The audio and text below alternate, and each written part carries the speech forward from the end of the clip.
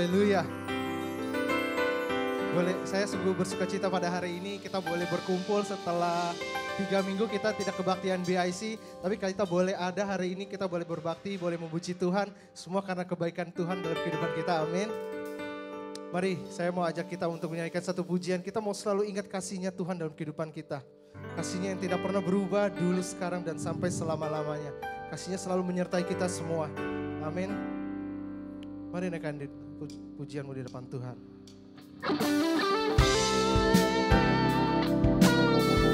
Kami mau ingat selalu pengorbananmu Tuhan. Kau yang telah menebus kehidupan kami sehingga kami boleh layak di hadapan-Mu ya Bapa. Haleluya.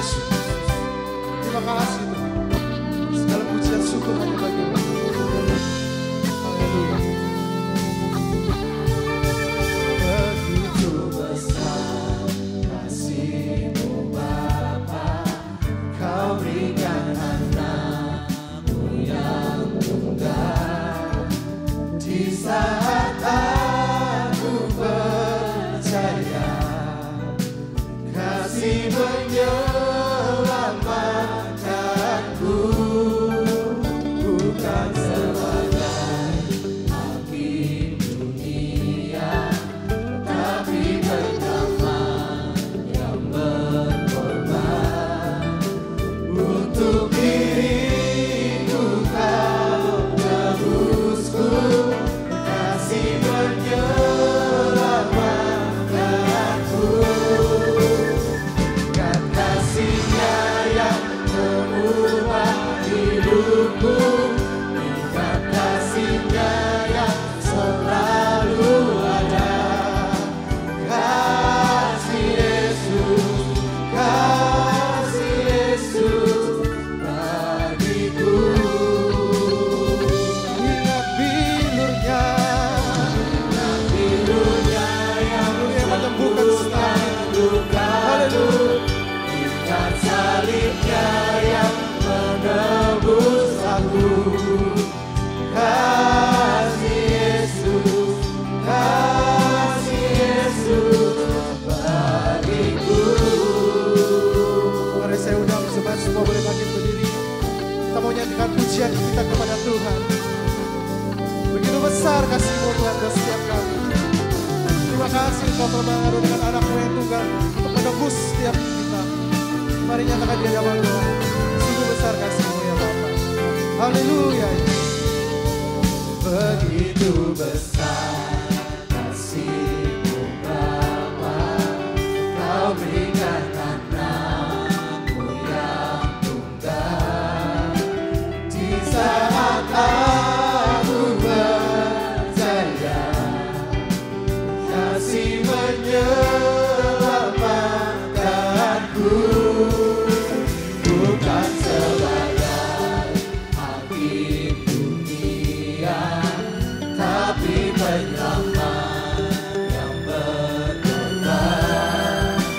Untuk diriku Kau tebusku, kasih menyelamatkanku. Dan kasih-Nya yang mengubah hidupku, ingat kasih-Nya yang selalu ada. Kasih Yesus bagiku.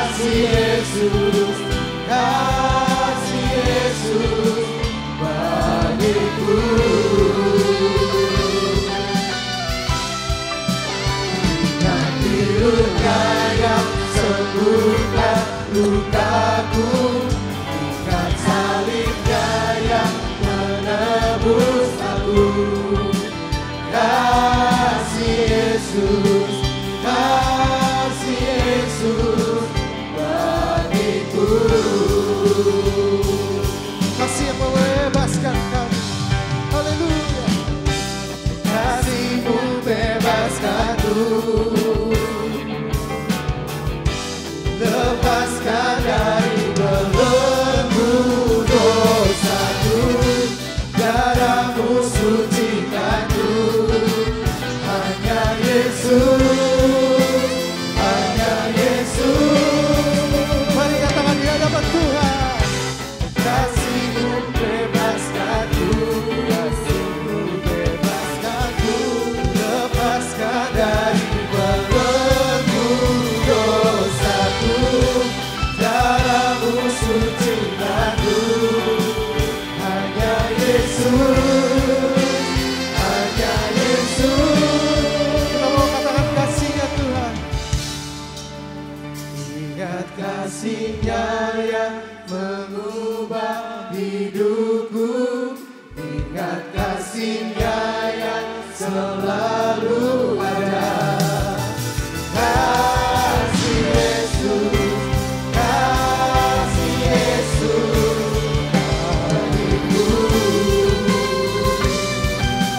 Pilurnya Hidupnya yang sembuhkan lukaku, dan salibnya yang menebus aku.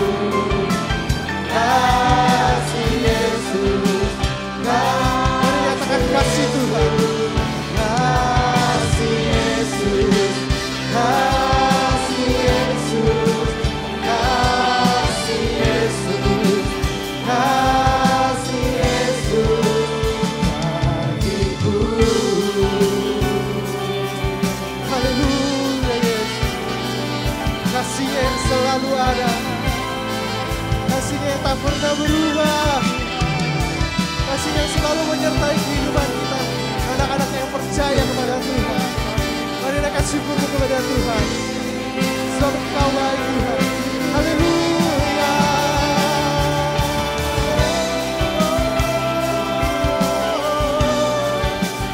Kami bersyukur Tuhan.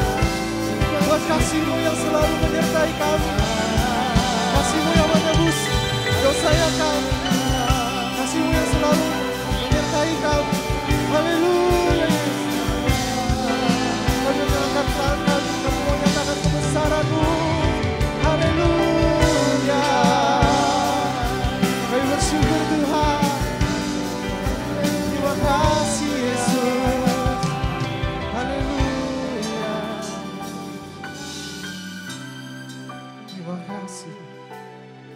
Sungguh kami percaya Kau telah mengaruniakan anak-Mu yang tunggal untuk menebus setiap kami, sehingga kami boleh memperoleh kehidupan yang kekal bersama dengan Engkau ya Yesus Kristus. Terima kasih Tuhan. Tak ada kata yang kami bisa ungkapkan selain terima kasih Tuhan. Terima kasih Yesus. Engkau sungguh baik dalam kehidupan kami ya Bapa. Kami telah memuji Engkau Tuhan. Dan saatnya kami akan meninggikan Engkau lebih lagi Tuhan. Memuji dan memuliakan nama-Mu Tuhan. Sebab hanya Engkau yang layak kami naikkan. Hanya Engkau yang layak kami tinggikan. Terima kasih Tuhan. Jemaat yang siap untuk memuji, membesarkan nama Tuhan. Mari kita sama-sama katakan. Amin. Berikan kemuliaan buat Allah kita. Tuhan kita baik, amin. Saya percaya kita semua boleh merasakan kebaikannya Tuhan. Mari berikan sorak-sorai buat Allah kita. Sebab Dia baik. Haleluya. Tuhan kita baik. Dan bawa saya untuk selama-lamanya. Kasih setia Tuhan tak pernah berubah. Amin. Haleluya. Terima kasih Yesus. Kami bersyukur. Sebab Engkau baik dalam kehidupan kami. Mari masuki gerbangnya. Dengan penuh sorak-sorai kemuliaan bagi Allah kita. Haleluya.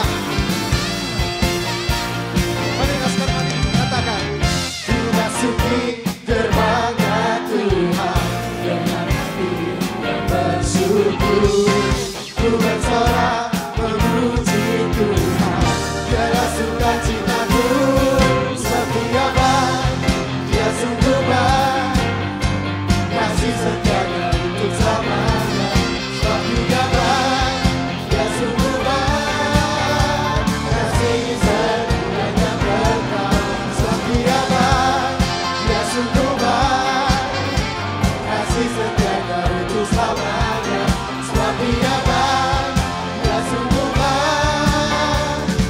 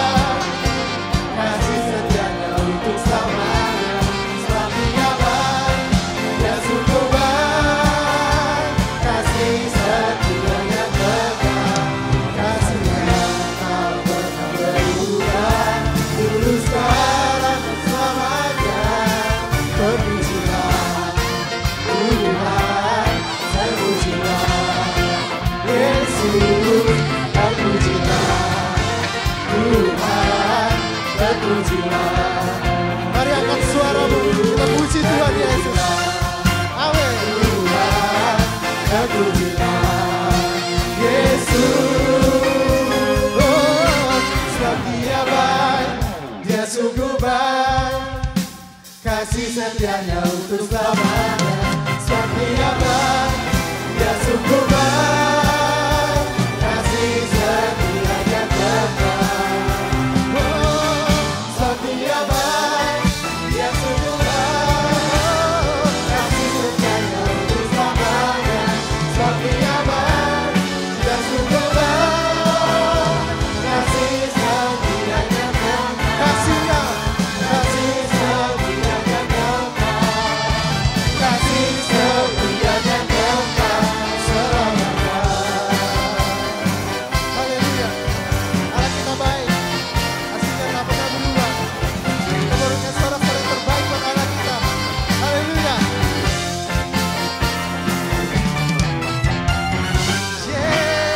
Berikan suara-suara yang terbaik buat Allah kita.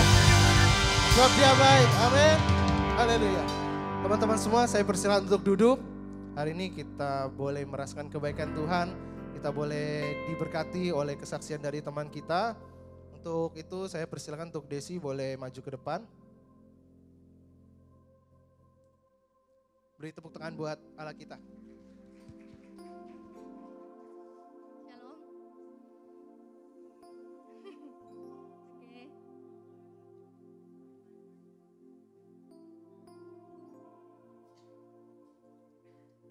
Banget. Kalau sebelum-sebelumnya aku tuh kalau lagi mau kesaksian, pokoknya lagi mengalami sesuatu yang mau Tuhan ajarin tuh aku selalu bertanyakan sama Tuhan. Kalau kali ini Tuhan yang kasih tahu dulu gitu kayak. Jadi sebulan ini aku lagi diajarin sama Tuhan tentang ujian iman. Kalau setiap ujian yang kita alami itu nggak melebihi kekuatan kita gitu. Pencobaan yang kita alami itu nggak melebihi kekuatan kita.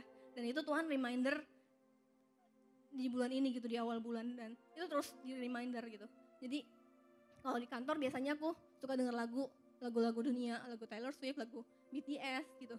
Kayak aku tuh jadi sekarang jadi lebih suka denger the word of God gitu, kayak firman-firman Tuhan. Dewi Bajir itu bagus banget, harus denger. Sangat memberkati aku secara pribadi, mengubahkan aku secara pribadi. Jadi dimana yang udah sering banget aku cerita gitu kan, di kantor ngalamin banyak hal dan respon aku udah berbeda gitu. Kalau zaman dulu aku kurang bisa bersyukur, sekarang jadi bisa bersyukur, kayak banyak hal yang Tuhan ubahin gitu. Terus juga di awal bulan Mei, larang aku ke Seleo, cuman katanya berujung dislokasi. Aku tuh cuman berdoa gitu sama Tuhan, Tuhan masa iya nih dislokasi. Terus aku coba penyembahan gitu sama Tuhan, kayak aku percaya Tuhan ini bukan dislokasi, ini cuman keseleo biasa, aku pasti sembuh gitu. Dan puji Tuhan gitu. Dan ditambah lagi di bulan ini aku tuh kayak pertama kalinya salah di kantor gitu, ada kejadian yang lumayan fatal. Kalau misalnya dihitung-hitung salahnya bertiga kan, bos suruh ganti rugi kurang lebih hampir 17 juta. Dan Tuhan, uang dari mana gitu. Terus di bulan yang sama juga ceritanya aku lagi perawatan gigi dan udah mau kelar nih. Terus aku perlu duit juga untuk bayar uang ini. Terus kayak Tuhan, untuk aku pasang segala macamnya aja aku nabung dulu gitu. Terus berjalannya waktu gitu kan, bulan ini tuh kayak apa tuh, firman Tuhan yang di IC terakhir itu ingetin aku lagi gitu. Kayak yuk jangan maksa Tuhan. Tapi di saat itu tuh kayak dokternya memang udah reminder nih, kamu bisa kelar loh bulan ini. Cuman entah kenapa aku kayak ngerasa diintimidasi sama iblis. Harusnya lu nggak maksain Tuhan loh gini-gini. Cuman kayak entah kenapa firman Tuhan tuh jauh melebihi menguatkan aku tuh lebih gitu, kayak maksudnya memang udah seharusnya. Dan saat ngalamin gigi, jadi aku pasang crown gigi teman-teman, dan itu harus dikikis giginya. Terus itu aku kesakitan banget gitu, sampai di malam hari ketika udah tengah malam sampai gak kuat kan tahannya. Aku tuh sampai pakai hot and cream di sini, di bagian sini, karena itu sakit banget. Sampai aku tuh kayak gak bisa tidur, guling-guling. Kayak aku inget lagi sama firman Tuhan, yuk mengucap syukur, belajar mengucap syukur. Dan sampai tidur aku bilang, Tuhan makasih ya Tuhan. Kayak di kesakitan aku tuh aku belajar untuk mengucap syukur dan tetap Tuhan makasih loh Tuhan kalau aku bisa ngalamin ini gitu. Kayak dan lewat kejadian ini kayak aku perawatan gigi, aku tuh dapat satu analogi ini gitu teman-teman. Kayak dimana waktu aku awal aku pasang bracket ceritanya. Nah sepanjang 2 tahun 3 bulan aku tuh yang kan nggak tahu apa-apa ya tentang perjalanan bracket ini. Cuman kayak setiap dokternya ngomong apa, aku kayak belajar untuk coba denger gitu, coba taat apa yang dia kasih tahu. Terus kayak tapi di setiap misalnya ada pertanyaan-pertanyaan lah, aku kayak bingung, dokter ini gimana kayak tetap ada pertanyaan-pertanyaan. Cuman at the end aku bilang sama dokter, dok aku pengen tetap yang terbaik deh dok, maksudnya gimana pun caranya aku pakai, maksudnya biar hasilnya yang terbaik aku pengen ikutin apa kata dokter. Dan ketika kemarin udah selesai pasang, udah selesai copot, kayak aku tuh bersyukur banget gitu. Aku dikasih analogi ini, maksudnya kayak wah aku udah, kata dokternya, sampai dokternya bilang Desti tuh rajin gitu untuk kontrol segala macam. Kayak at the end dia bilang aku tuh lumayan taat gitu orangnya. Dan maksudnya ini yang mau aku bagiin sih, kayak sama gitu kayak kehidupan kita teman-teman di BIC. Maksudnya kita kan IBIC ini diibaratkan sebagai misalnya rumah sakit kan. Itu kayak orang-orang yang butuh dan perlu Tuhan gitu. Terus ketika kita datang dengar firman Tuhan, jangan cuman dengar aja gitu, tapi kita harus taat apa yang Tuhan kasih tahu, apa yang Tuhan suruh dalam kehidupan kita. Kita harus taat, karena kenapa? Biar kebaikan, untuk nembahin kebaikan kita gitu. Sama kayak ketika aku waktu lagi perawatan di dokter gitu, kayak aku pengen surrender lah sama dia gitu, gimana perawatannya, kayak dokter aku pengen yang terbaik buat aku, jadi aku tetap taat, belajar taat gitu. Dan itu sih teman-teman yang aku pengen aja sharingin, semoga memberkati semua. Haleluya. Tadi sempat disinggung dikit soal ujian iman ya dari Desi ya. Saya dalam hati kecil saya juga ada yang seperti ada yang bicara lah. Kayaknya saya boleh bagi juga, saya minta waktunya dikit boleh ya. Jadi soal ujian iman, saya ini ya kalau untuk teman-teman yang belum tahu ya biasalah saya bekerja di marketplace. Saya bekerja di salah satu bank swasta sebagai sales. Waktu dikasih jadwal tanggal 30 Mei untuk pelayanan pada hari ini, secara manusia saya, secara pikiran saya takut. Karena namanya sales kan pasti nguber target ya. Di akhir bulan kan untuk penutupan bulan saya harus memenuhi target yang diberikan sama perusahaan. Sedangkan untuk teman-teman tahu kan, kita semua tahu bulan Mei ini banyak long weekend. 2 kali bahkan. Waktu-waktu yang sangat singkat. Saya pengen minta ganti, tapi saya rasa saya kasihan juga sama Puput yang sudah bikin jadwal. Akhirnya saya bilang, Tuhan kalau Tuhan kasih saya pelayanan, target saya mau serahkan kepada Tuhan. Dan singkat cerita semua Tuhan tolong, target saya boleh terpenuhi minggu lalu, bahkan sampai bulan depan pun Tuhan sudah cukupkan untuk target saya sudah terpenuhi. Puji Tuhan, ini semua bukan karena kuat gagah saya percaya. Ini karena ketika saya mengambil langkah iman untuk saya, oke, saya tetap mau mendahulukan Tuhan. Seperti firman Tuhan bilang, carilah dahulu kerajaan Allah dan kebenaran, maka semua itu akan ditambah-tambahkan kepadamu. Amin. Haleluya. Dan saya boleh rasakan Tuhan baik banget dalam kehidupan saya. Dari proses saya boleh jualan, semuanya Tuhan buat semuanya boleh lancar. Bahkan apa yang saya pikirkan untuk bulan depan aja Tuhan udah kasih buat saya gitu loh. Tuhan kita teramat baik buat kehidupan kita, amin. Dan saya yakin dan percaya untuk setiap kita, apapun menjadi masalah saudara semua, kita mau minta kepada Tuhan dan Tuhan akan lebih tahu yang terbaik buat kehidupan kita, amin. Haleluya. Kita mau siapkan hati kita buat dengar firman Tuhan. Kita mau naikkan satu pujian.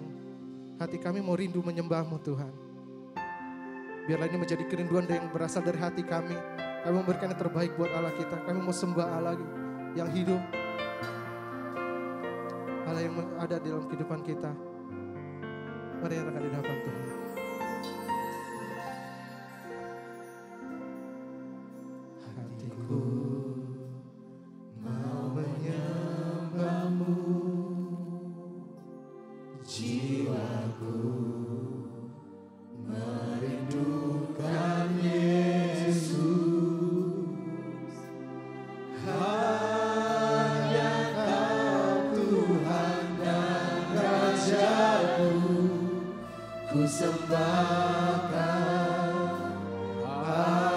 Kami rindu melayani-Mu.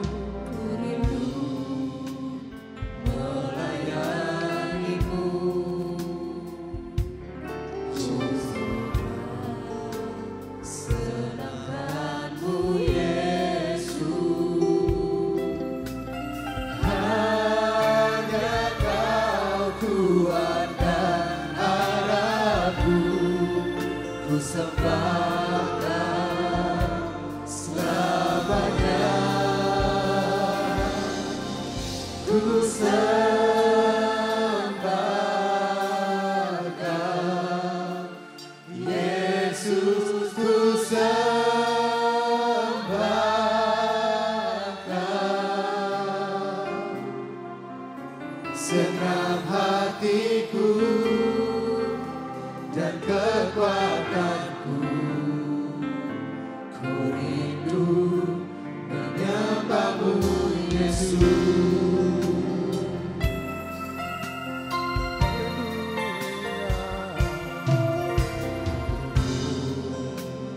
Mau menyembah-Mu, jiwaku merindukan Yesus. Hanya Kau Tuhan dan Rajaku, ku sembahkan Allahku. Ku rindu melayani-Mu, ku suka senangkan-Mu Yesus. Hanya Kau Tuhan dan harapku, ku sembahkan selamanya. Mari saya undang saudara semua boleh bangkit berdiri. Kita mau sembah Tuhan. Haleluya. Yesus ku sembahkan. Yesus ku sembahkan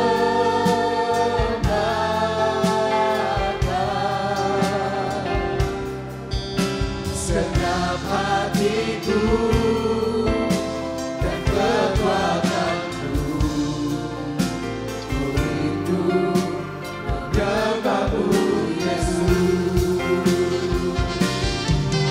Ku sembahkan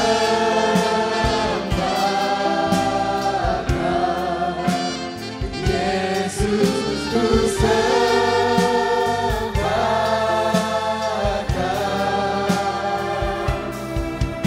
segenap hatiku dan kekuatanku, ku rindu menyembah-Mu Yesus.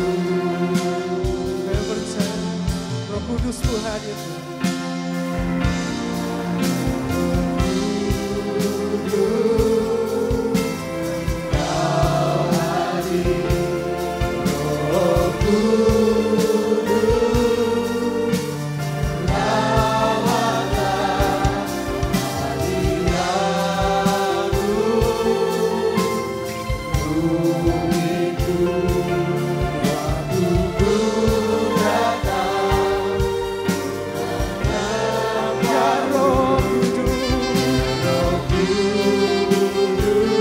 Saya percaya Roh Kudus hadir.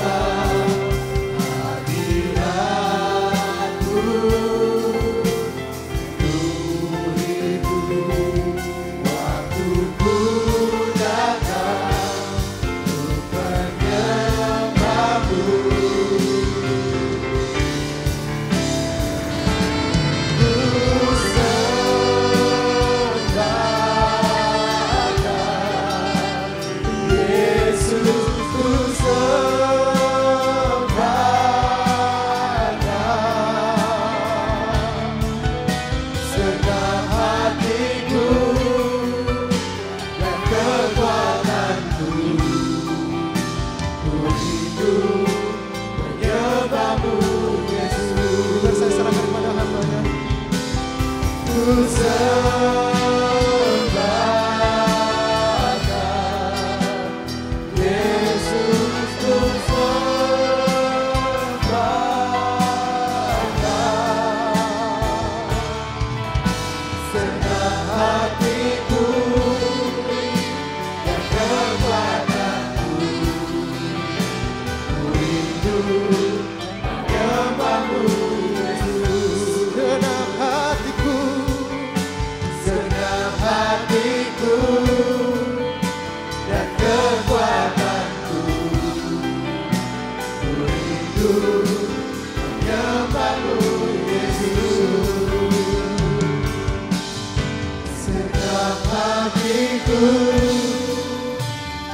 kekuatanku, ku rindu menyembahmu Yesus.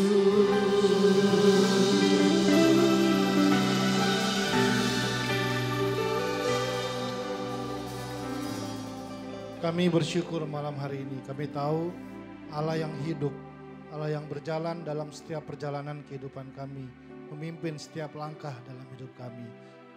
Karena itu Tuhan, pada malam hari ini kami membuka hati yang lebar dan izinkan firman Tuhan tertanam di hati kami yang subur.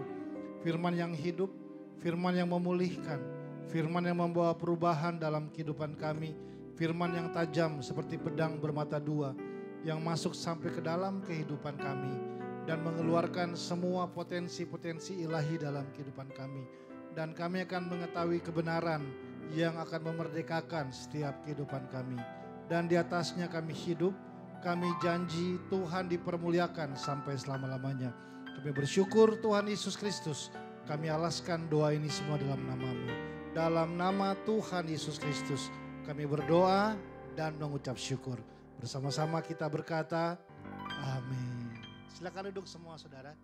Shalom semuanya. Bagaimana kabarnya? Luar biasa. Thank you Ko Beni dan semua tim leaders di BIC yang mempercayakan saya pada malam hari ini bisa beribadah lagi dengan teman-teman yang luar biasa. Saya berdoa Tuhan menjaga kita punya hidup. Saya berdoa Tuhan bawa kita punya hidup dalam rencananya yang besar di dalam setiap kehidupan kita. Amin. Dan pada malam hari ini saya memberi judul apa yang saya akan sharing.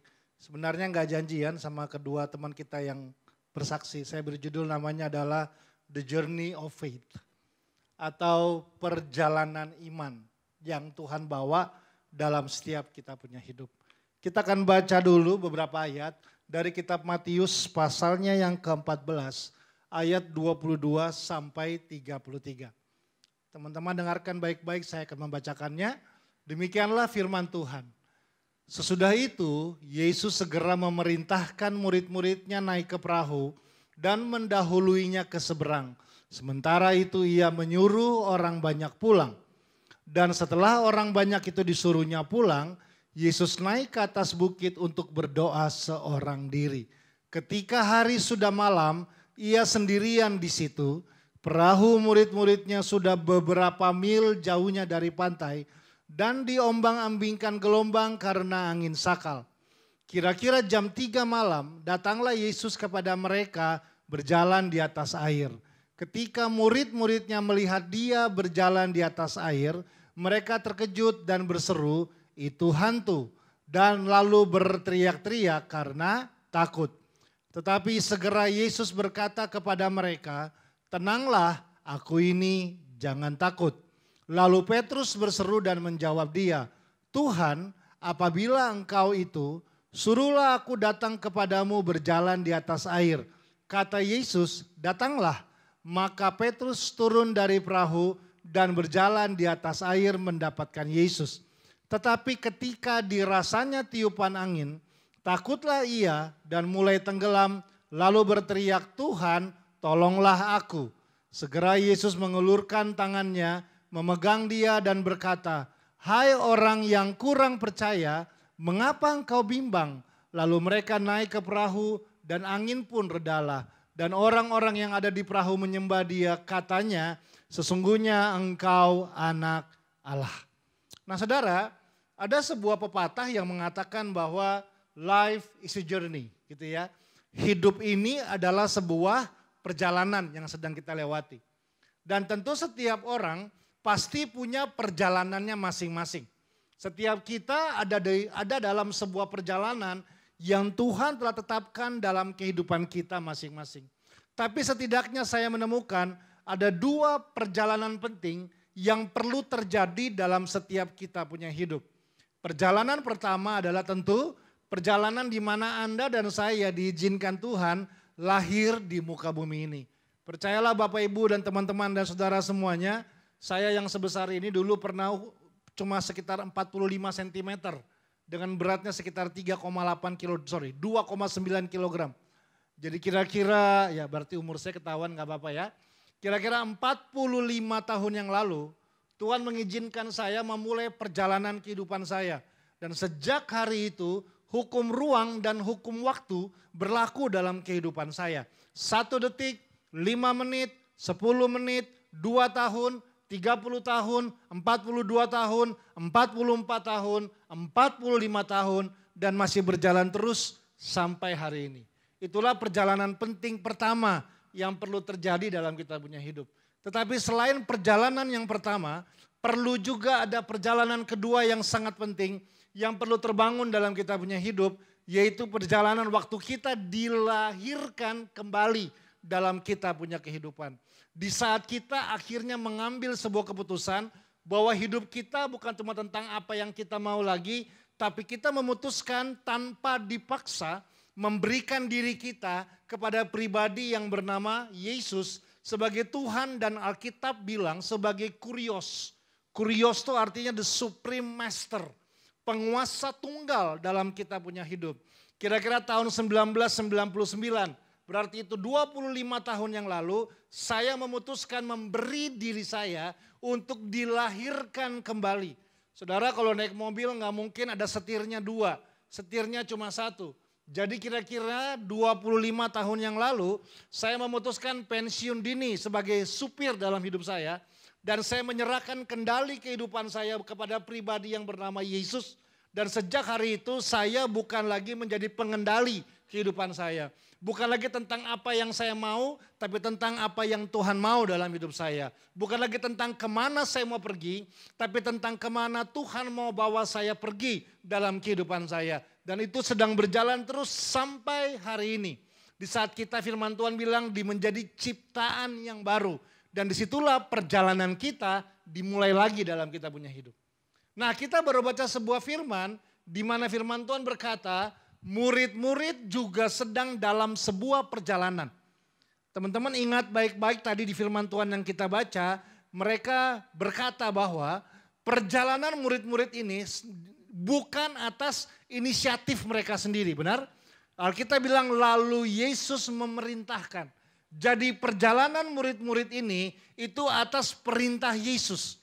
Mereka memerintahkan, Yesus memerintahkan mereka untuk naik perahu dan pergi kepada seberang kepada sebuah tujuan. Dan hari itu murid-murid memulailah perjalanan mereka naik kapal dan pergi ke seberang. Nah, waktu perjalanannya dimulai sesuatu nggak terjadi. Waktu perjalanan dimulai, apa-apa nggak terjadi. Saya belajar dalam perjalanan kehidupan kita, justru waktu di awal kita memulai kita perjalanan, semuanya baik. Semuanya mungkin seperti yang kita harapkan. Itu juga yang dialami oleh para murid-murid. Waktu mereka memulai perjalanan, apa-apa nggak terjadi. Artinya, kalaupun mereka berhasil jalan, tentu secara logika artinya kan begini. Semua yang mereka persiapkan, semua yang mereka butuhkan untuk perjalanan tersebut sudah tersedia, benar?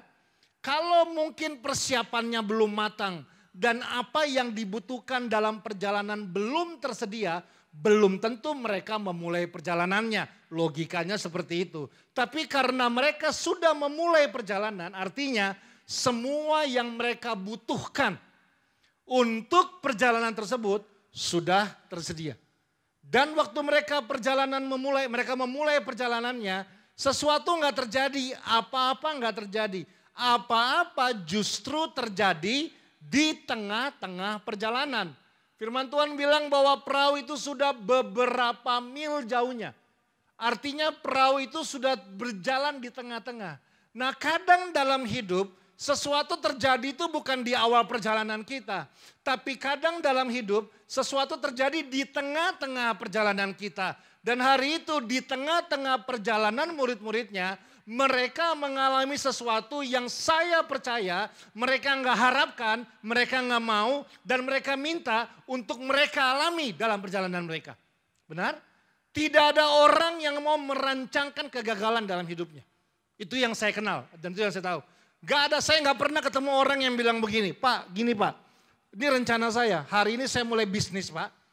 Nah, target saya 6 bulan saya bangkrut Pak, target saya. Nah, ya minimal tahun depan saya gulung tikar lah Pak. Gak ada yang seperti itu. Gak ada saya ketemu orang yang bilang begini, Pak, ini rencana kami, hari ini kami menikah Pak. Nah rencana kami itu 5 tahun berantem terus. Berantem, ribut-ribut. Nah target kami, goal kami Pak, di tahun kelima kami mau bercerai. Ada yang seperti itu? Saya rasa gak ada. Tapi kadang di tengah-tengah perjalanan, sesuatu Tuhan izinkan untuk ini. Uji kita punya iman kepada Tuhan dalam perjalanan kita.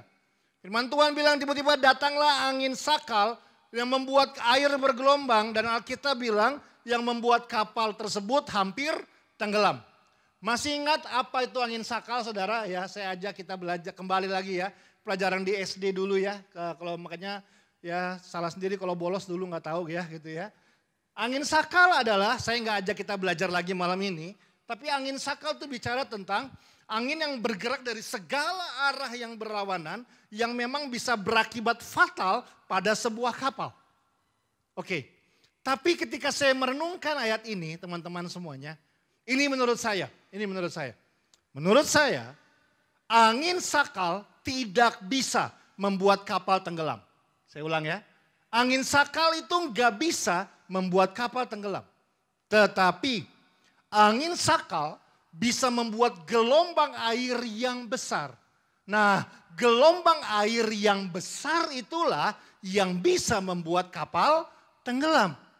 Karena kalau kapalnya ada di darat, nggak ada di tengah air, mau angin sakal sebesar apapun, tentu nggak akan memberikan pengaruh apapun kepada kapal tersebut. Benar? Tapi karena angin kapal tersebut ada di tengah-tengah air, waktu angin sakal datang, angin itulah yang membuat gelombang air yang sangat besar.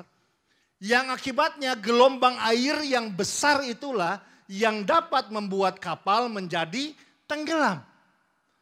Yang kalau kita jujur, bukankah gelombang air yang sama juga yang dibutuhkan untuk kapal sampai pada tujuan? Benar? Kapal nggak punya roda untuk jalan sendiri. Kapal itu perlu angin dan perlu gelombang air untuk sampai ke tujuan.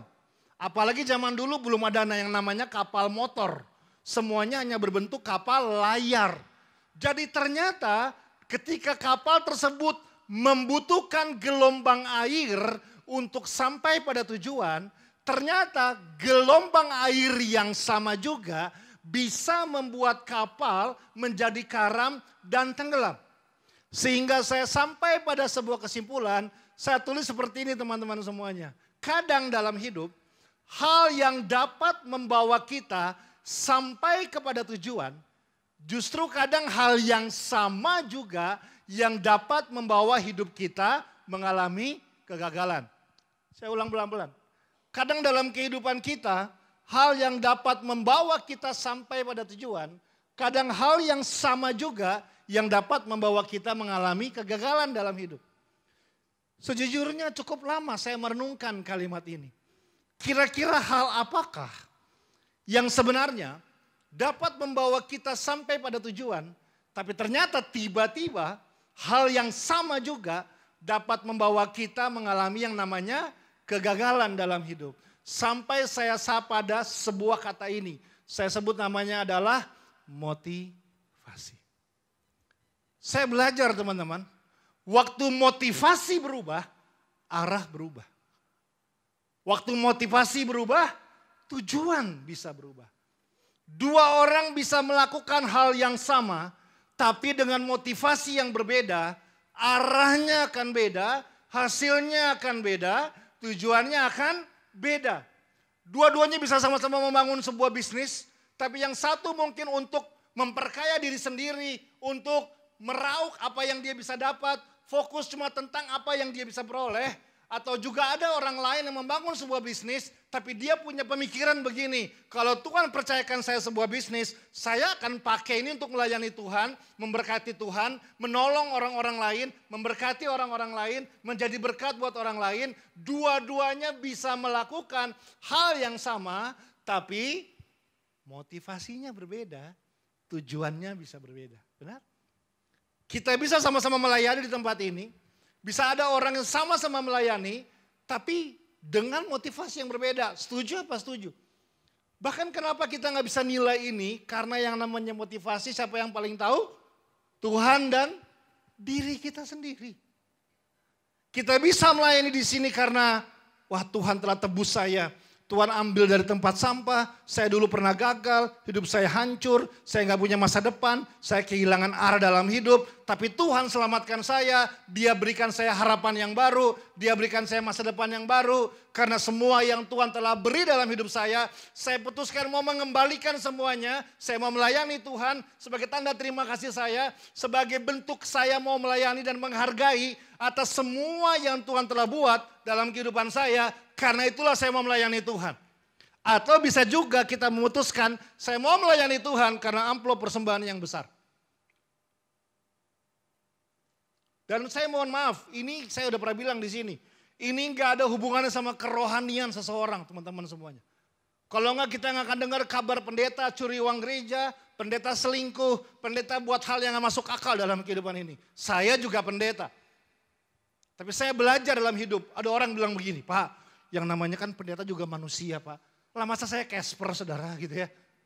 Ya, tapi saya nggak bisa pakai itu menjadi alasan untuk saya mempermainkan panggilan yang Tuhan telah taruh dalam kehidupan saya. Jadi saya belajar dalam hidup bukan cuma tentang apa yang kita lakukan, bukan cuma tentang bagaimana kita melayani, bukan cuma tentang bentuk pelayanan kita, tapi hal yang paling utama adalah apa yang menjadi alasan dan motivasi di balik kita melakukan semua itu. Itu yang menentukan hasil, teman-teman. Itu yang akan menentukan tujuan dalam perjalanan kita punya hidup. Karena itu kita belajar dengan cepat. Bagaimana firman Tuhan mengajarkan kepada kita untuk bisa memiliki motivasi yang benar dalam perjalanan iman kita. Agar lewat semua hal yang Tuhan izinkan harus kita lewati, kita melewatinya dengan cara yang benar. Setuju? Kita melewatinya dengan sikap hati yang benar. Dan pada akhirnya kita sampai pada tujuan yang benar dalam setiap kita punya perjalanan. Nah, bagaimana kita bisa membangun dalam kita punya hidup? Ada beberapa hal yang dengan cepat saja saya ingin berbagi sama teman-teman semuanya. Prinsip yang pertama, di ayat yang ke-31 dikatakan begini. Segera Yesus mengulurkan tangannya, memegang dia dan berkata, "Hai orang yang kurang percaya, mengapa engkau bimbang?" Ternyata prinsip yang pertama adalah teman-teman semuanya, hal yang akan sangat mempengaruhi arah motivasi kita adalah sangat ditentukan dari apa yang namanya belief atau apa yang Anda percaya dalam hidup.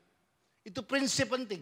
Kalau kita percaya bahwa bekerja itu harus jujur, gak boleh kompromi. Kalau kita percaya bahwa melayani itu harus tulus. Kalau kita percaya bahwa hidup itu bukan cuma untuk diri sendiri. Ada orang lain yang kita perlu bantu. Ada orang lain yang kita perlu tolong. Itulah yang tampak dari kita punya hidup. Tapi kalau kita mempercayai bahwa ya sudahlah, semua orang juga buat kok. Ini terjadi di kota-kota besar, Pak. Semua juga lakukan, sedikit juga gak apa-apalah. Orang juga gak ada yang lihat, orang juga gak ada yang tahu. Kalau itu yang jadi percaya dalam kita punya hidup, itulah yang akan tampak dari perjalanan kehidupan kita. Karena itu prinsip yang pertama adalah perhatikan apa yang jadi belief dalam kita punya hidup. Perhatikan bahwa apa yang Anda percayai. Karena apa yang Anda percayai itu yang akan drive apa tuh ya. Itu yang akan mendorong kita ke arah di mana kita berjalan dalam perjalanan kita. Nah, saya belajar bahwa belief itu dibangun dari yang namanya value atau nilai. Oke? Apa itu value? Ya, value atau nilai adalah apa yang saya anggap penting dalam hidup. Setiap orang punya value yang dia percaya yang berbeda-beda mungkin. Tapi value adalah hal yang akan tampak dalam perkataan kita, dalam perbuatan kita, dalam sikap kita. Kalau mau lihat value-nya seseorang gampang teman-teman. Lihat dari bagaimana cara dia berkata-kata, lihat dari bagaimana cara dia bersikap, lihat dari bagaimana cara dia meresponi sebuah konflik dalam hidup. Akan terlihat seperti apa value seseorang. Orang bisa jago ngomong, orang bisa ngomong yang baik-baik, bisa memberikan tampilan yang sepertinya bagus, tapi begitu kepada menyelesaikan masalah, menghadapi tantangan, kadang disitulah value yang orang percaya itu akan tampak dalam kehidupannya semua. Nah karena itu perhatikan, apa yang Anda anggap bernilai hari ini, itu sangat penting dalam kita punya kehidupan. Karena apa? Karena begini, karena orang hanya akan terfokus, orang hanya akan mengingat, orang hanya akan mengerjakan apa yang dianggap valuable atau berharga. Orang, saya ulang pelan-pelan, orang hanya terfokus, orang hanya mengingat, orang hanya mengerjakan apa yang dianggap punya nilai. Orang akan terfokus ke situ. Contoh sederhana ya. Teman-teman tadi sudah siang, ada yang makan siang? Boleh angkat tangan yang makan siang semuanya? Oh nggak ada yang makan, oke. Oke makan siang, siap. Makan siang tadi ya. Waktu makan berapa suap teman-teman? Tapi ada dong, atau nggak pakai suap, langsung makan semuanya. Masih ingat berapa suap makannya? Nggak ingat. Tadi dari bawah sampai ke kursi Anda, berapa langkah Anda kakinya? Tapi melangkah dong atau ngesot di sini, enggak? Pertanyaan saya, terjadi enggak? Terjadi. Suapan terjadi, terjadi. Benar?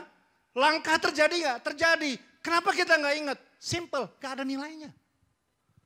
Untuk apa saya ingat hal yang kayak gitu Pak? Kagak penting untuk diingat. Oke, tanggal gajian ingat? Ya, tanggal bayar pinjol, cicilan dan semuanya ingat? Ya. Biasanya tanggal 12 udah mulai gini-gini semuanya gitu ya, gitu. Ingat? Kenapa? Karena penting. Lihat, kita hanya terfokus kepada apa yang kita anggap bernilai. Tapi saya tanya, semuanya terjadi? Semuanya terjadi. Coklat Silver Queen di bulan Februari nilainya beda sama coklat Silver Queen di bulan April. Kenapa? Karena bulan Februari itu adalah bulan Valentine. Di mana coklat menjadi punya nilai yang berbeda. Harganya sama, rasanya sama. Tapi nilainya bisa beda. Karena ada orang yang kasih nilai lebih di situ. Sapi di India sama sapi di Indonesia itu nilainya beda teman-teman. Di Indonesia kita makan semua bagian. Dari ujung hidung sampai ujung ekor kita sikat semuanya. Di India mereka anggap sapi itu Tuhan. Jangan coba-coba makan. Anda tabrak aja ditangkap polisi pasti di sana. Itu bukan karena Pak, di Indonesia itu sapinya memang sapi beda, KW3 yang jelek. Nah yang di India itu sapi titisan Dewi Bulan langsung turun dari sorga. Enggak, sapinya sama. Tapi ada orang yang adding value di situ. Sehingga nilainya bisa beda. Artinya begini, semua hal terjadi sama kita punya hidup. Kita pernah gagal? Pernah. Kita pernah berhasil? Pernah. Kita pernah kalah? Pernah. Kita pernah menang? Pernah. Kita pernah menangis? Pernah. Kita pernah tertawa? Pernah. Semua hal terjadi sama kita punya hidup. Tapi mana yang kita adding value di situ, mana yang kita taruh nilai di situ, itulah yang akan tampak dalam kita punya kehidupan. Karena itu perhatikan apa yang Anda anggap bernilai. Makanya nggak heran ada orang yang selalu komplain. Mengeluh, bilang Tuhan gak adil, bilang Tuhan jahat, bilang Tuhan suka siksa hidup saya. Padahal kalau kita lihat bahwa kita dikasih nafas, kita mungkin masih punya pekerjaan yang mungkin kita gak suka, kita ada di keluarga yang mungkin kita kita berharap ini bukan yang sempurna, tapi di luar ada orang yang udah gak punya keluarga. Ada begitu banyak hal yang sebenarnya kalau kita taruh nilai di situ, itu yang akan menjadi arah dalam kita punya hidup. Karena itu perhatikan apa yang Anda anggap bernilai dalam hidup ini. Nah karena itu value itu dibangun dari apa yang Anda dan saya hormati. Atau bahasa Inggrisnya adalah honor. Oke, jadi ini prinsipnya. Oke, kita poin yang pertama adalah arah motivasi kita akan dibangun dari apa yang jadi belief dalam kita punya hidup. Tapi belief itu punya bahan dasar namanya value. Apa yang kita anggap bernilai. Apa yang kita kasih nilai lebih di situ. Itu yang tampak dalam kita punya kehidupan. Nah value itu sangat dipengaruhi dari apa yang Anda dan saya hormati dalam kehidupan ini. Masih ingat kisah di Matius 13 itu? Ya saya nggak buka ayatnya tapi teman-teman pasti pernah baca. Itu cerita tentang ketika Yesus ditolak, ingat di mana? Di tempat kelahirannya sendiri. Alkitab berkata Yesus dan murid-muridnya sedang kembali ke tempat kelahiran Yesus. Dan Yesus mulai mengajar di sana.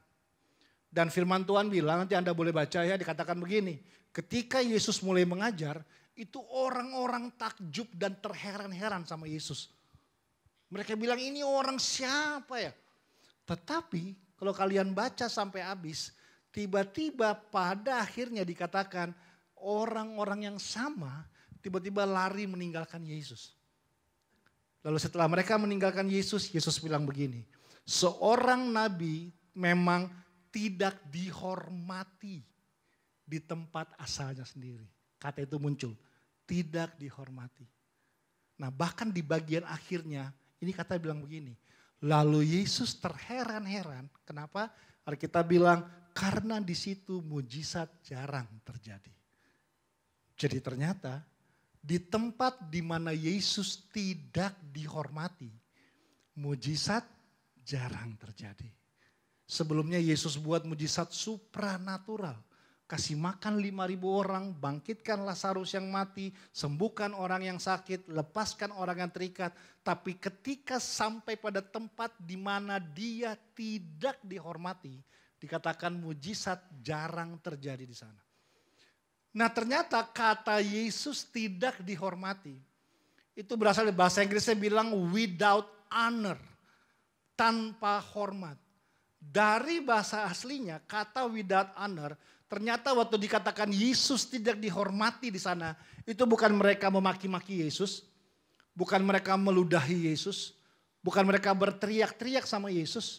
Tapi ternyata waktu Yesus tidak dihormati dari kata without honor, itu berasal dari kata kalau bahasa Inggrisnya bilang gini, common. Tahu artinya common? Biasa. Gak ada yang spesial. Mereka cuma memperlakukan Yesus biasa saja. Bukan sesuatu yang spesial. Ingat mereka bilang begini, lah itu kan anaknya Yusuf. Bapaknya kan cuma tukang kayu. Loh adik kakaknya semua tetangga kita. Ini kan yang dari kecil nih si Yesus ini nih yang bareng-bareng sama kita. Ya ampun kita kira ini orang siapa. Ternyata cuma dia doang kok. Ya ampun bapaknya juga bukan siapa-siapa. Dia ini siapa sih? Nah waktu Yesus cuma diperlakukan dengan biasa saja dikatakan. Mereka tidak menghormati Yesus. Jadi prinsip yang pertama. Menjaga arah motivasi dalam perjalanan iman kita. Adalah perhatikan apa yang jadi belief. Apa yang Anda percayai. Apa yang Anda bernilai dalam hidup. Dan apa yang Anda hormati dalam perjalanan kehidupan Anda. Seperti apa kita respect sama Yesus. Karena hanya orang yang menghormati Yesus. Yang setia dalam melakukan apa yang Tuhan mau. Bukan cuma apa yang Tuhan gak mau. Amin semuanya. Nah itu prinsip yang pertama. Prinsip yang kedua dikatakan di ayat yang ke-29 dikatakan begini. Kata Yesus datanglah. Maka Petrus turun dari perahu dan berjalan di atas air mendapatkan Yesus.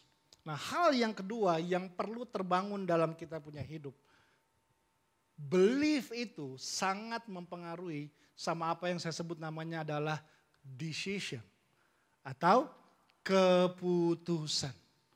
Bahwa pada akhirnya semua akan tampak dari setiap keputusan yang kita ambil, ya. Mau ganti jadwal atau tetap di jadwal itu keputusan, setuju, bro? Atau ada ditodong pistol sama si Puput gitu ya. Kalau kamu ganti jadwal WL hari ini, nah kamu pilih mau ditembak di bagian mana, kan gak begitu. Itu adalah sebuah keputusan. Karena manusia adalah makhluk berkeputusan, benar? Kita yang memutuskan apa yang terjadi dalam kita punya hidup. Itu yang terbangun dalam kita punya kehidupan setiap hari. Mau pakai baju apa, mau makan apa, mau sekolah di mana, mau kerja di mana. Setiap kita berkeputusan. Nah kadang dalam perjalanan iman kita ada tantangan mengambil keputusan yang benar. Yang kadang mungkin di luar kemampuan kita. Hari itu 12 orang stres di atas kapal. 12-12-nya panik. Dan mereka akan merasa mungkin aja mereka akan bilang habis hidup kita hari ini.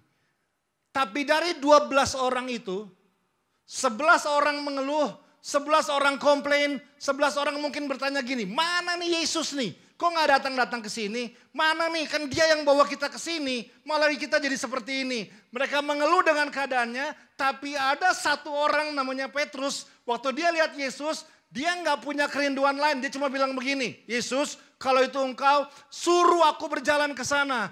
Waktu Yesus bilang datang, masuk akal nggak? Kadang nggak masuk akal. Sesuai dengan hitungan nggak? Kadang nggak sesuai sama hitungan-hitungan. Tapi di mana disitulah iman kita dipertaruhkan. Sometimes kita perlu berani ambil keputusan. Waktu Petrus melangkah itu keputusan. Berhasil apa enggak? Kan belum tentu, setuju? Tapi ini pilihannya. Dia cuma punya gini, kalau saya nggak keluar, saya mati di kapal. 11 orang memutuskan menyerah. Tapi satu orang memutuskan mau keluar dari situ. Untuk bisa melihat bagaimana Tuhan berperkara. Meskipun hari itu, saat itu. Dia pun, kita bahkan bercerita setelah itu. Masih gak yakin sama keputusannya dia. Tapi itulah keputusan.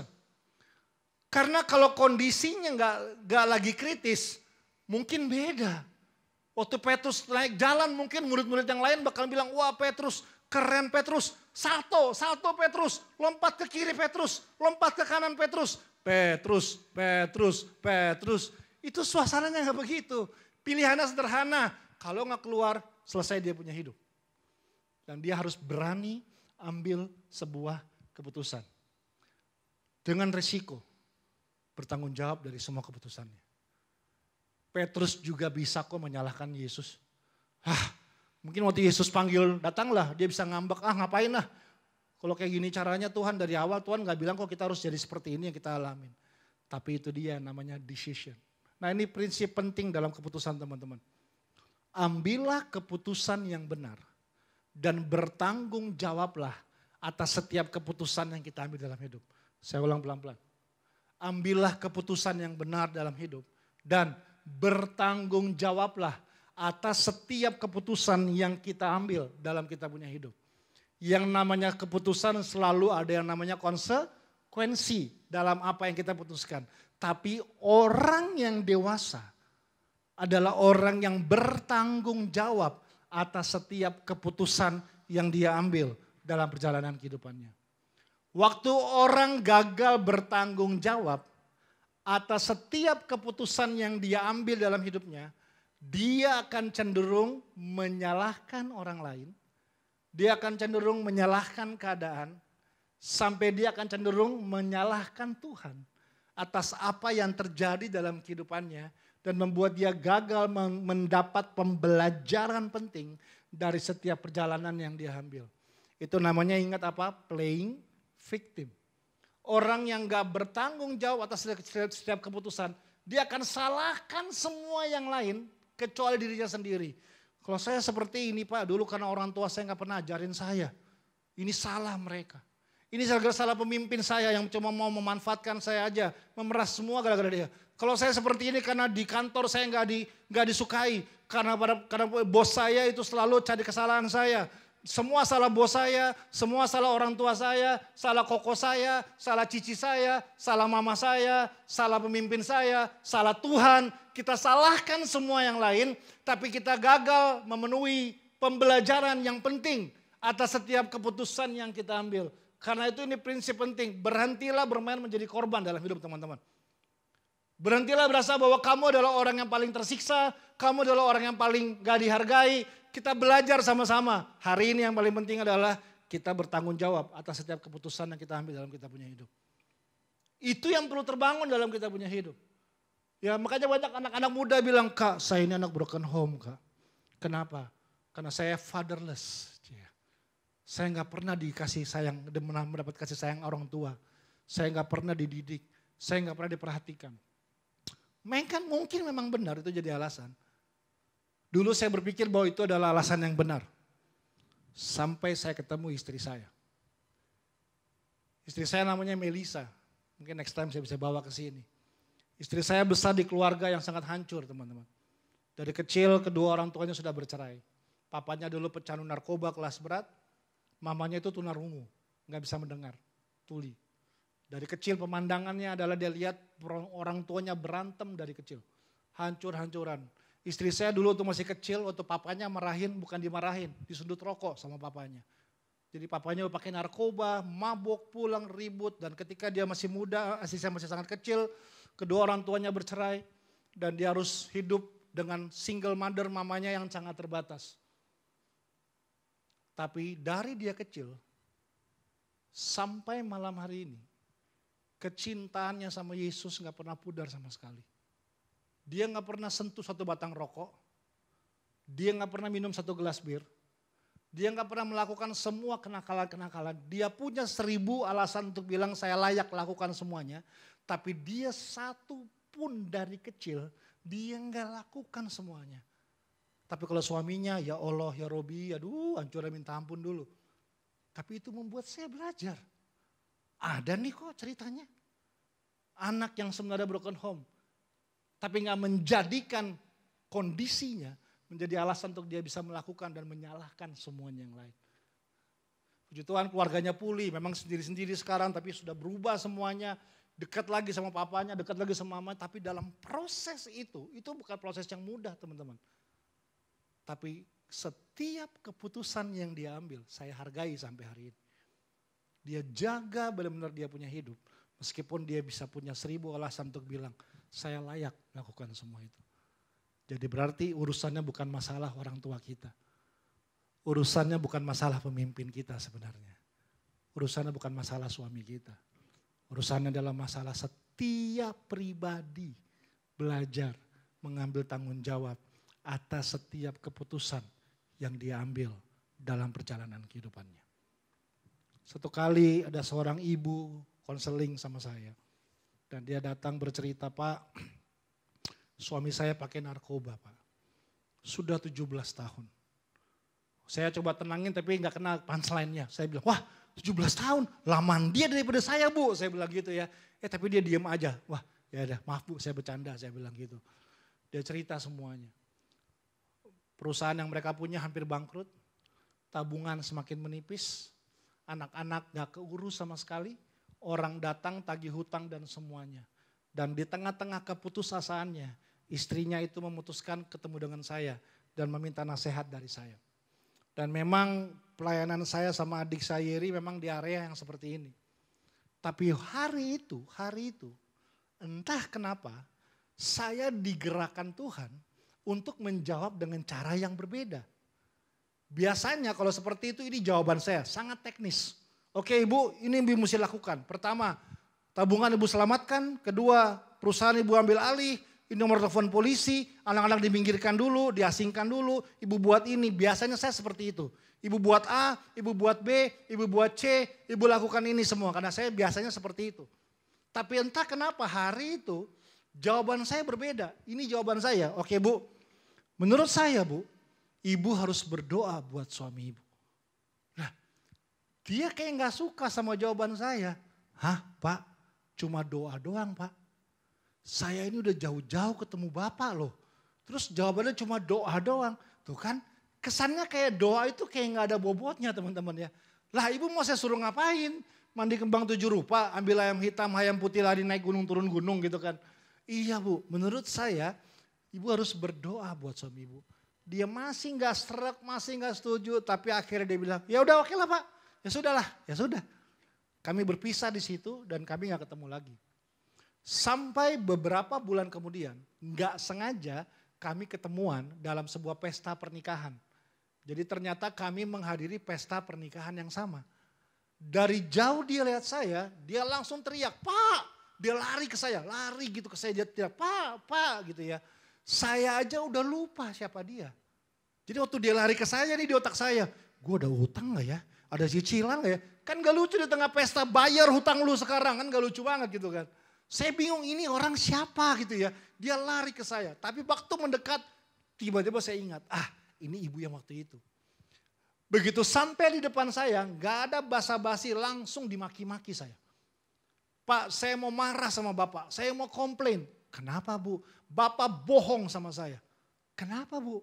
Pak, sejak kita ketemu terakhir, sampai hari ini Pak, saya nggak pernah bolong berdoa setiap hari buat suami saya Pak.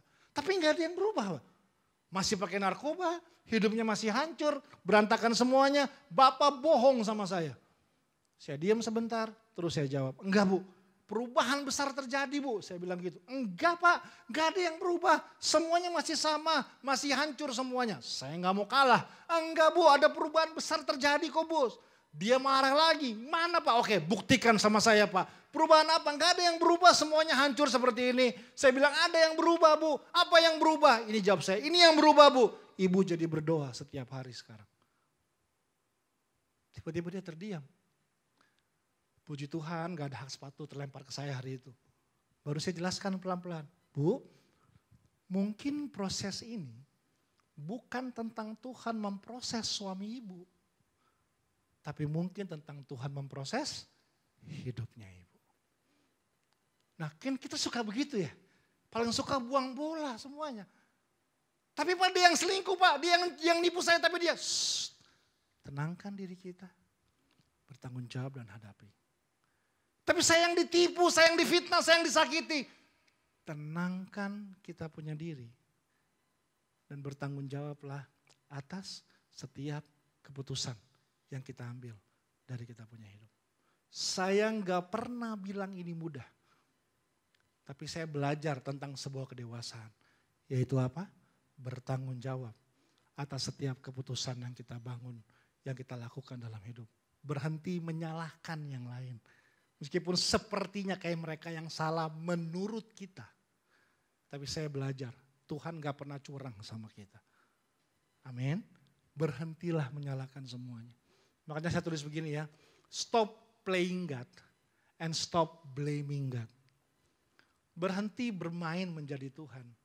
Dan berhenti menyalahkan Tuhan atas apa yang terjadi. Bertanggung jawablah, hadapilah. Petrus gak bilang, ih semua gara-gara lo Yesus ya. Ini lihat nih kita begini semua enggak. Petrus cuma bilang begini, Tuhan kalau itu Tuhan bawa saya ke sana Tuhan. Dan dia ambil satu langkah dalam perjalanan kehidupan dia. Ini prinsip yang kedua sangat penting. Berhenti menyalahkan yang lain dan bertanggung jawablah dalam kehidupan kita. Amin. Baru yang ketiga ini yang terakhir. Cuma 3 aja hari ini. Pemain keyboardnya boleh bantu saya. Ya. Saya ulang pelan-pelan. Kita lagi bicara tentang bagaimana kita bisa menjaga arah motivasi yang benar dalam kehidupan ini. Dan hal yang pertama adalah milikilah belief, percaya yang benar. Karena apa yang kita percayai itu menentukan nilai yang kita bangun dalam kita punya hidup. Amin. Jadilah keluarga-keluarga yang bisa dipercaya, yang punya belief, yang punya value yang baik. Jadilah seorang staff, seorang karyawan, jadilah seorang pemilik bisnis yang punya nilai dalam apa yang kita bangun. Jadilah seorang suami, jadilah seorang istri, jadilah orang tua yang punya value yang benar dalam apa yang kita bangun dalam kita punya hidup. Baru prinsip yang kedua adalah apa yang kita bangun dibangun dari decision kita. Putuskanlah hal yang benar dan bertanggung jawablah dari setiap keputusan yang kita ambil. Tuhan gak pernah salah. Saya belajar, Tuhan gak pernah salah pilih kita punya hidup. Tuhan gak pernah salah. Tuhan gak bercanda taruh Anda di keluarga Anda hari ini. Tuhan gak bercanda pilihkan istri suami seperti apa yang ada di rumah Anda. Tuhan gak bercanda taruhkan Anda di pekerjaan Anda hari ini. Tuhan gak bercanda taruh Anda di gereja Anda hari ini. Tuhan gak salah taruh Anda dalam keluarga rohani, dalam komunitas, dalam lingkungan. Tuhan gak pernah salah dan gak pernah bercanda untuk urus kita punya hidup. Tapi yang kita perlu adalah belajar bertanggung jawab dalam perjalanan kita punya hidup. Baru yang terakhir, yang ketiga. Dikatakan di ayat yang 22. Tetapi segera Yesus berkata kepada mereka, tenanglah, aku ini, jangan takut. Tahu hal yang ketiga yang kita perlu, selain belief dan decision, kita perlu yang namanya adalah guidance. Dan Yesus berkata.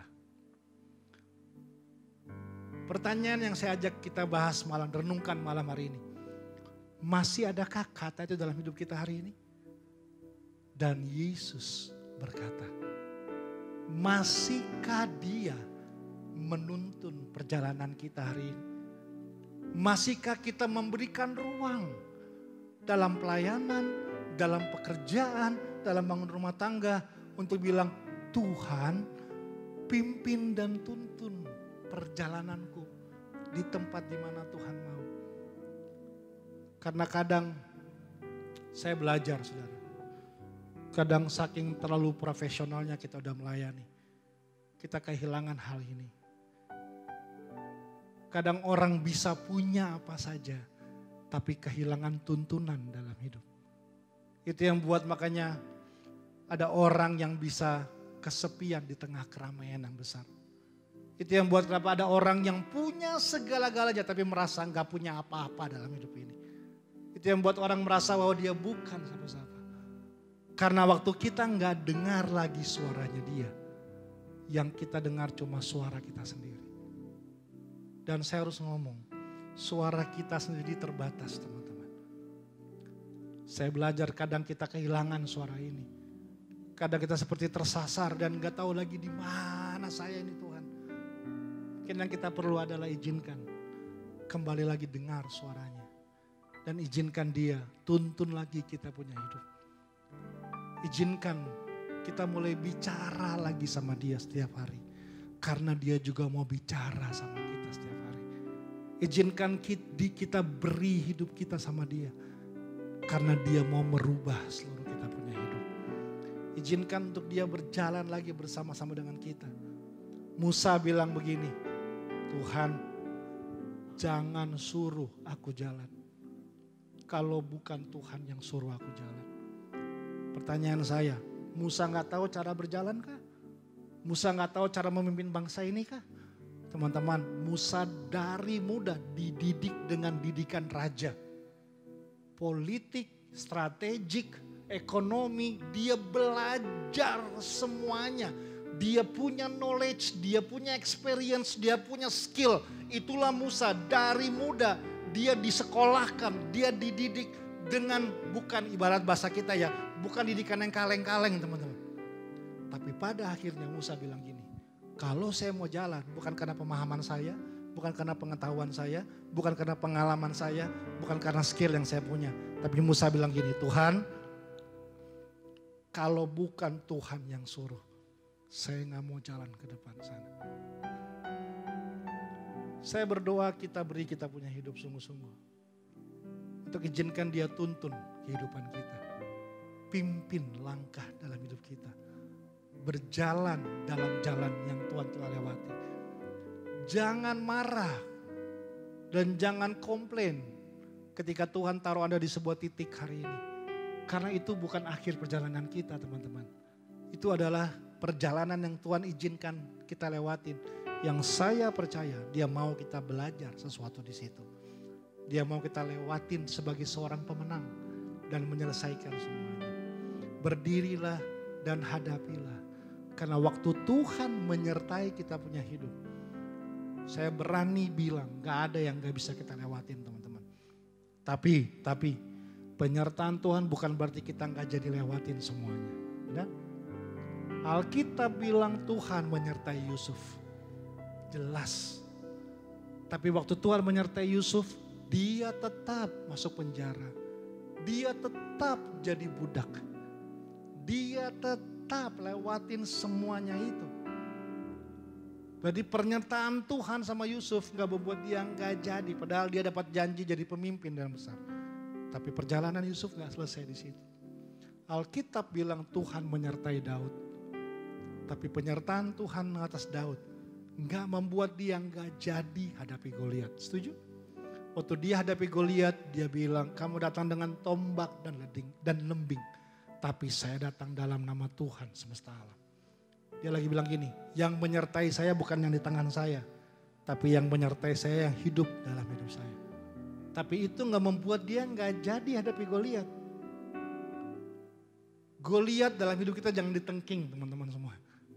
Saya punya kabar yang mungkin sangat membangun. Kemungkinan Tuhan gak akan angkat Goliat dari hidup Anda. Karena Tuhan kasih Anda kemampuan untuk bisa berdiri, hadapi dan kalahkan Goliat dalam kita punya hidup. Perjalanan kita belum selesai. Tapi kita perlu bilang, Tuhan Kalau bukan Tuhan yang pimpin, gak mungkin saya bisa lewati semuanya.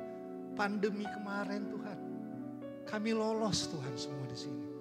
Krisis-krisis ekonomi, krisis apapun yang kami hadapi ke dalam keseharian kami. Hari ini kami masih ada di sini. Yang kita perlu adalah pertajam kita punya kehidupan. Dan izinkan Dia menuntun langkah kita.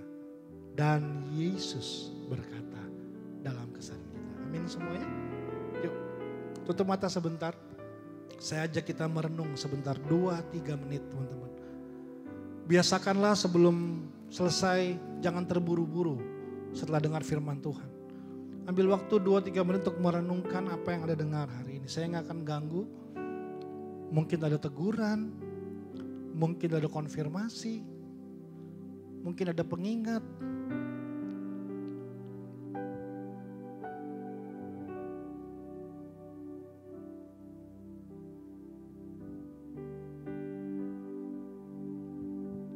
Makasih Tuhan. Bicaralah kepada setiap kami. Kami perlu mendengar Engkau. Lebih dari perkataan manusia. Kalau mungkin malam ini ada decision, keputusan yang kita perlu putuskan. Kuatkan hatimu. Teguhkan hatimu. Dan melangkahlah. Kalau hari ini mungkin ada value-value yang kita pikir udah yang salah yang selama ini kita bangun. Berkeputusanlah untuk bilang Tuhan, saya mau rubah nilai saya Tuhan. Bahkan mungkin kalau di antara kita hari ini ada yang sudah, yaitu sudah saking terlalu ahli dan merasa bahwa kita itu udah bisa sama hidup ini. Mungkin kita perlu datang dan bilang Tuhan, bicara lagi sama saya Tuhan. Pimpin lagi langkah saya Tuhan ke depan. Menghadapi pekerjaan, bisnis, pelayanan, keluarga. Semua yang di depan saya, Tuhan saya perlu Tuhan. Bicara sama saya.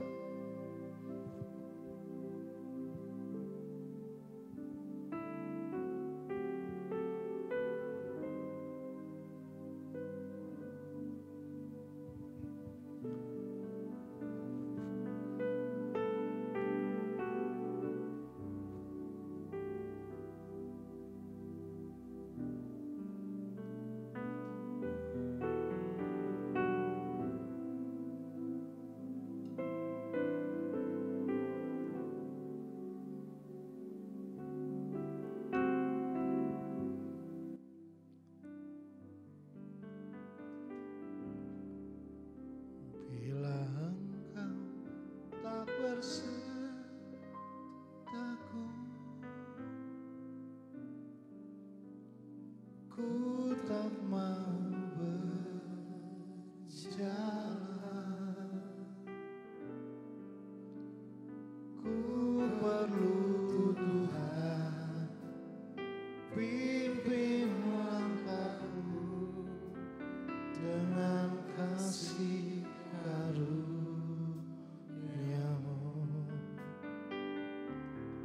Pimpin langkahku setiap waktu, berjalan dalam Roh-Mu. Saya boleh undang untuk kita bangkit bersama-sama. Jadikan doa kita malam hari ini. Pandang Yesus, katakan dari hatimu. Bila Engkau tak bersamaku, Engkau tak besertaku,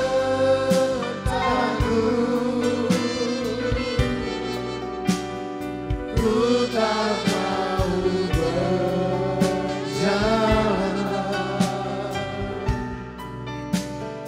ku perlu Tuhan, pimpin langkahku dengan kasih karunia-Mu. Pimpin langkahku setiap waktu dan berjalan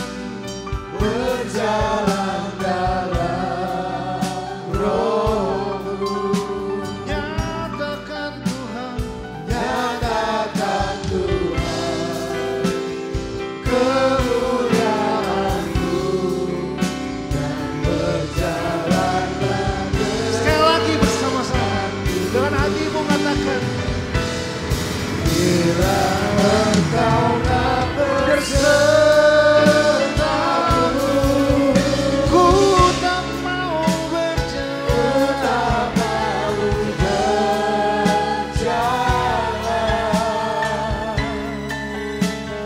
ku perlu Tuhan, pimpin langkahku dengan kasih karuniamu.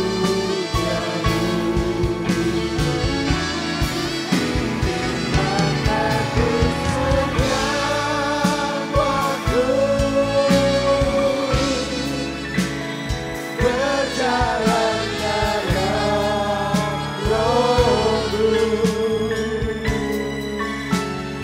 nyatakan Tuhan kemuliaan-Mu dan berjalanlah denganmu. Terima kasih Tuhan, sungguh Tuhan, bukan satu kebetulan kami boleh mendengar firman-Mu pada hari ini. Kami percaya firman-Mu boleh menguatkan setiap kami, dan firman-Mu boleh menguatkan iman kami Tuhan, dimanapun Tuhan kami berada, di situasi apapun Tuhan, kami boleh mengambil keputusan yang tepat Tuhan, kami boleh terus mengandalkan Engkau, dan kami boleh cara Tuhan yang menolong setiap kita, cara-Mu yang ajaib Tuhan akan menolong setiap kita. Terima kasih Tuhan, mengucap syukur atas firman-Mu Tuhan pada hari ini. Kami percaya firman-Mu ini Tuhan boleh bertumbuh, berbuah demi kemuliaan nama-Mu Tuhan. Terima kasih Bapa, di dalam nama Tuhan Yesus kami sudah berdoa, haleluya, amin. Teman-teman semua saya boleh persilakan untuk duduk. Terima kasih sekali lagi untuk Pak Beni atas firman-Nya. Mungkin pulang dari sini kita boleh dihadapkan dengan situasi yang sulit, tapi firman ini boleh menguatkan iman kita dan kita boleh terus percaya kepada Tuhan, amin. Haleluya. Saya akan bacakan pengumuman pada malam hari ini.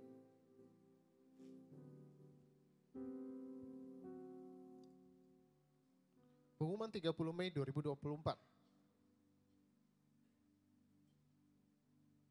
Minggu depan kita akan diberkati oleh firman Tuhan oleh hambanya Pak Pendeta Kris Muntu 6 Juni 2024 jam 7:30 malam. Pastikan teman-teman semua yang boleh hadir hari ini boleh ikut hadir kembali untuk di minggu depan. Kita boleh memuji membesarkan nama Tuhan. Happy birthday untuk teman-teman kita, ada Ibu Cifani, Dia, Evan, Devi, Fiorita, Yanit, dan Merlin. Tuhan Yesus memberkati. Oh banyak ya, maaf ya. Andoko, Kristanto, Santoso, Cihena, Yesi, Meta, dan Alvin Mesa. Tuhan Yesus memberkati teman-teman semua yang berulang tahun. Welcome to Astin. Boleh lambaikan tangan aja boleh? Saudari Astin mungkin ya. Oh, selamat datang. Kami keluarga BIC menyambut Astin dengan penuh sukacita. Untuk nama-nama yang tercantum di atas, harap bertemu dengan Agung dan Denny. Boleh silakannya sebentar ya, tetap ditayangin dulu. Nanti boleh bertemu dengan Agung dan Denny setelah ibadah ini. Tidak ada pengumuman lain, mari kita tutup ibadah kita pada malam hari ini. Naikkan syukurmu kepada Tuhan, katakan Yesus terima kasih ya Bro. Yesus, terima kasih. Kita boleh berserah tempat itu. Yesus, ku bersyukur. Ku tak dapat balas kasih-Mu, terlalu besar bagiku. Hanya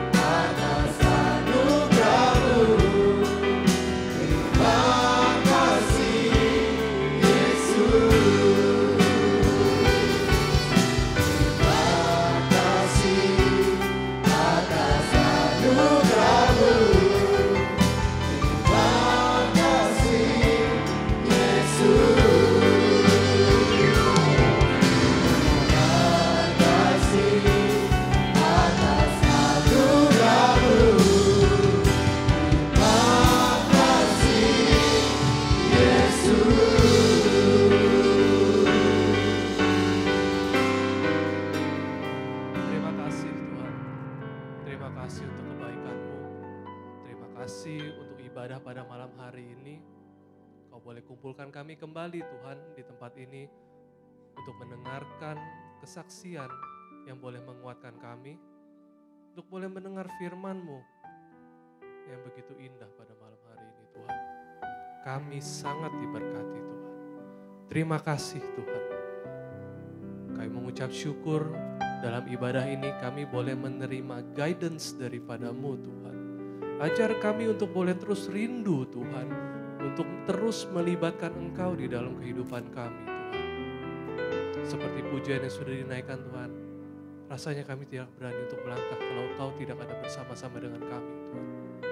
Jangan pernah tinggalkan kami Tuhan.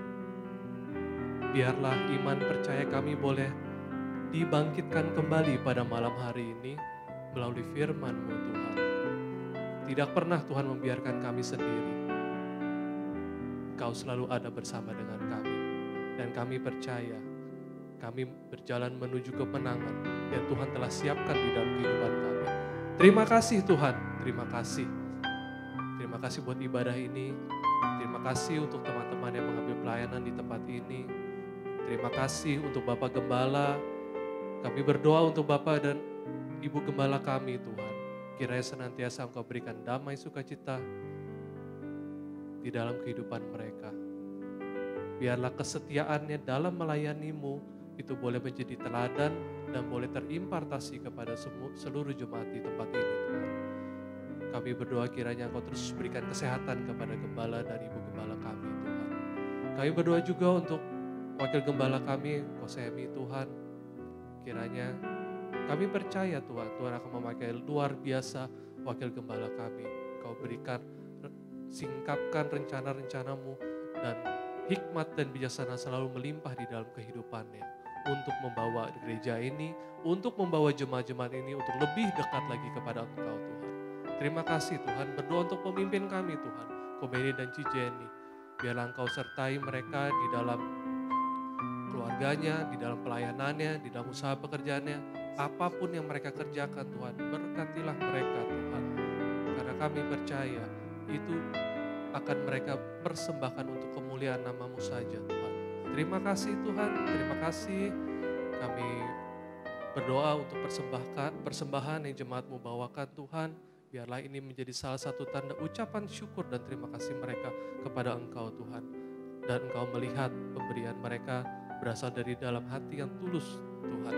Dan kiranya Engkau memberkati jemaat-jemaat-Mu berlimpah-limpah Tuhan. Terima kasih Tuhan, berkati seluruh pelayanan-Mu yang mengambil bagian dari ibadah ini Tuhan. Kami percaya Tuhan melihat hati dan motivasi yang benar di dalam setiap hati mereka. Sehingga Tuhan akan mempercayakan, Tuhan akan memberkati berlimpah-limpah di dalam kehidupan mereka. Terima kasih Tuhan, di akhir ibadah ini kembali kami mengucapkan terima kasih dan ucapan syukur kepada Engkau Tuhan. Sebagaimana Engkau telah mengantarkan kami di tempat ini dalam keadaan yang baik. Kami percaya Tuhan akan mengantarkan kami ke rumah kami masing-masing juga dalam keadaan yang baik. Terima kasih, dengan kasih Kristus saya minta kami untuk boleh doa berkat.